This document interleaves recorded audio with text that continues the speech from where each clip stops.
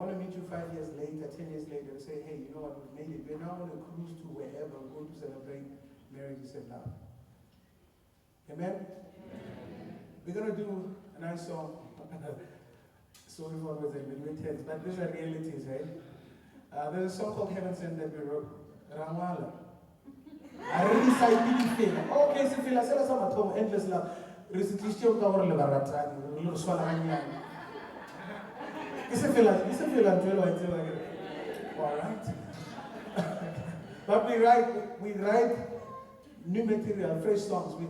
We don't want to recycle. Even in on our album that's coming, you'll see 100% written by B and C.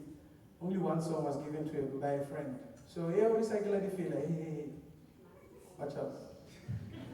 Right, Heaven Sent. This is a love song. If you feel,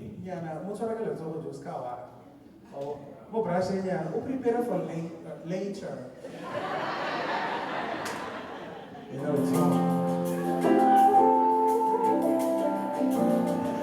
this is the love song that we wrote. It's called Heaven Sent. The aim is not to sweat. Good God. Heaven sent me an angel who's in the Lord.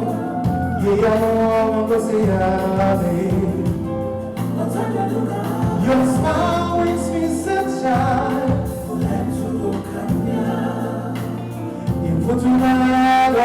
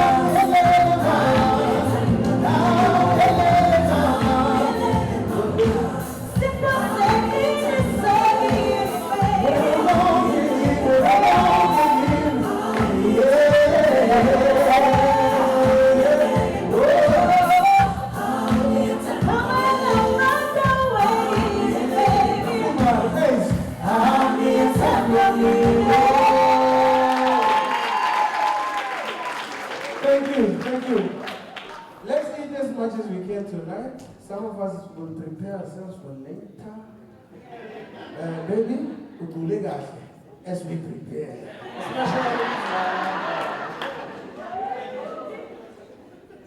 You stand here. That was a nice moment. Now those guys are amazing. Can you imagine how it was working with them every day? Can you just imagine?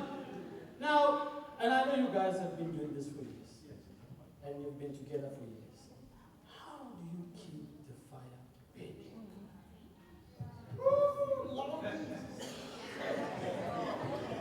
I think without being too complicated, man, she comes first. You know, I like what you said earlier on. Forgetting about your being right.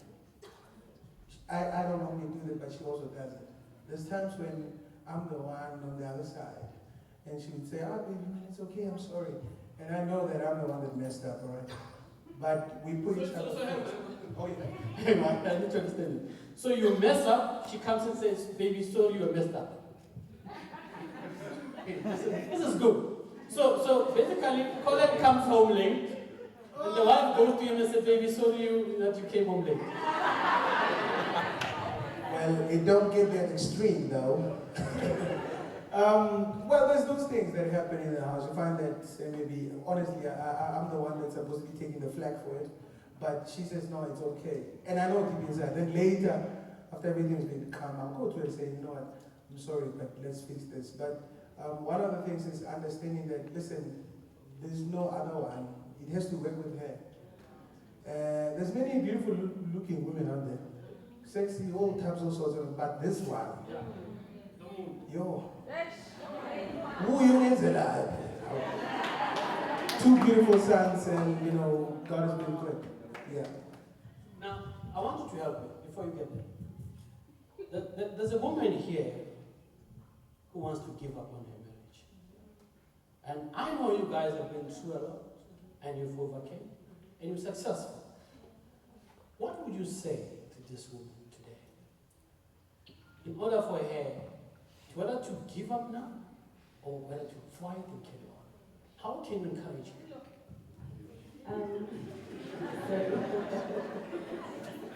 There's a saying Colin always likes to say, Huti, nobody gets married to get divorced. At some point, you love this person. Like I said earlier on, Huti, for it to be here, it's up to us. We both want this to work. You know, it's funny sometimes when we they call it intense fellowship. We call it intense fellowship when things, like having those little fights. It's in those times where he really says, sometimes assures me, we're going to work at this. We're not going to divorce. And what I would say to women is that surround yourself with women, that you look up to, who are married, because sometimes the people that we surround ourselves with, when things get heated up, we listen to the voices. Is it wrong?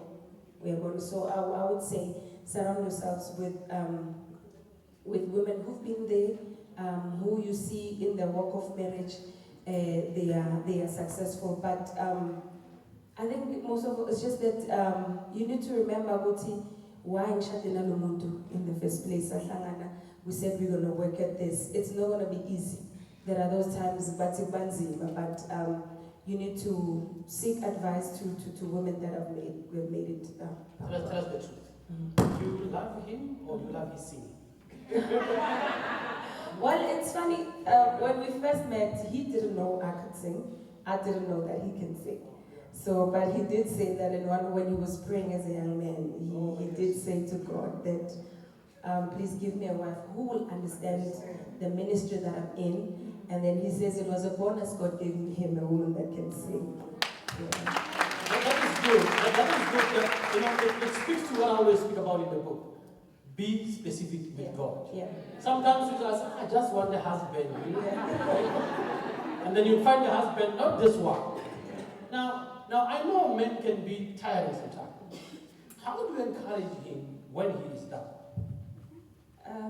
It happens, especially with us, because both of us were in the same industry. So when it hits both of us, especially it's worse for him because he's a man.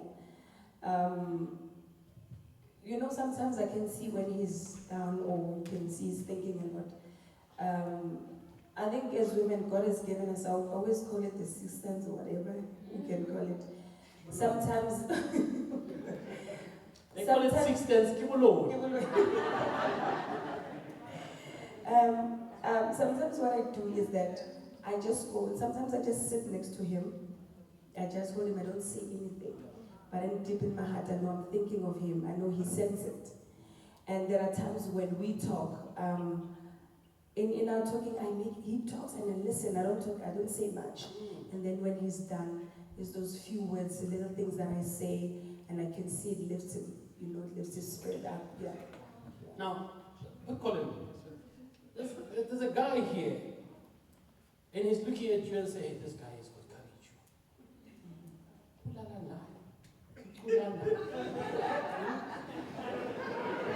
How does he do it? Now, but this guy is saying, you know what, I'm about to give up on my own marriage. Because our first buyer I really want to give up. What would you say to that gentleman? I think we all get to a phase where you feel, I want to give up and all that. And with all honesty, most of the time, we are the ones that contributed to the problem that wants to make you give up. If I go and have something outside and she finds out and she's broken, I have built a wall already. And sometimes I want her to just forget. Oh, Bonga, please, it's just a mistake. You want her to forget now. And women take time. And you were not because you're the one that created the problem. Now you want things to be fixed at your time. It doesn't work that way, If you feel like giving up, if there's one thing, I'll go back to what she said, because this is what has worked for us. Remember those things that made you to want to get married to that lady. There's a stage when you guys were crazy about each other, and I don't want to believe you're crazy about sex. But there's just one extra nice thing. Always. But there's a time when I looked at her, and I felt I want to build a life with this woman. One, because she respected her family as well. I'm sorry, I'm going to say it as it is. If the guy does not treat his mother or father well, or his sisters, run. If the lady doesn't respect her father, run for her life. Run better than the woman that ran before. Because you're just building things that later they're going to hit your heart. So I always remember the things that made us meet, I had dreams about our young boys, and I've seen them come. Why? Because at some stage we dreamt about them. And that's one of the things that says, hey, God is faithful. He'll be able to pull us through these things that we're going to. I know sometimes it seems there's no other way, but for there's always a way. Love your woman, pray for her. If you're the one that caused the mess, accept the mess first, and do say, you know what, I messed up. Stop trying to cover things up. And then, let's work through it. Sometimes it gets tough. But remember, love her, support her, pray for her, and she will do those in return. A friend of mine, in closing, a friend of mine always says, Who said it? apologies, master. A friend of mine always says, and this is just the reality, if you think you can cheat, women can do it 10 times better than you. And we found out the truth. They are good at hiding in certain things, and we'll hear after 20 years that this thing has been going on for 20 years. So, to avoid those things, cherish your woman, love her, make her your queen. Forget about the other voices. Amen. Amen. Thank you so much. That is Padi and Colin. And don't be surprised, they are going to become the face of Intimate Moments with Elijah Padi. They have volunteered. They're going to become part of this movement wherever it's going. Amen. Now, okay, before we start, I want all married people and boyfriends and girlfriends to stand up. Boyfriends and girlfriends, come on, no, I want, if you came alone, don't stand up. I want those who came with their partners, you can sit.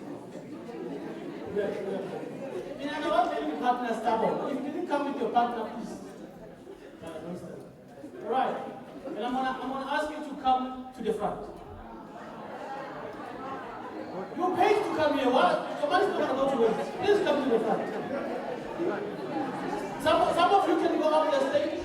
Some of you can go up the stage. Some of you can go up the stage. My friends and brothers, if you deny your wife in front of me, she will deny you heaven. Come.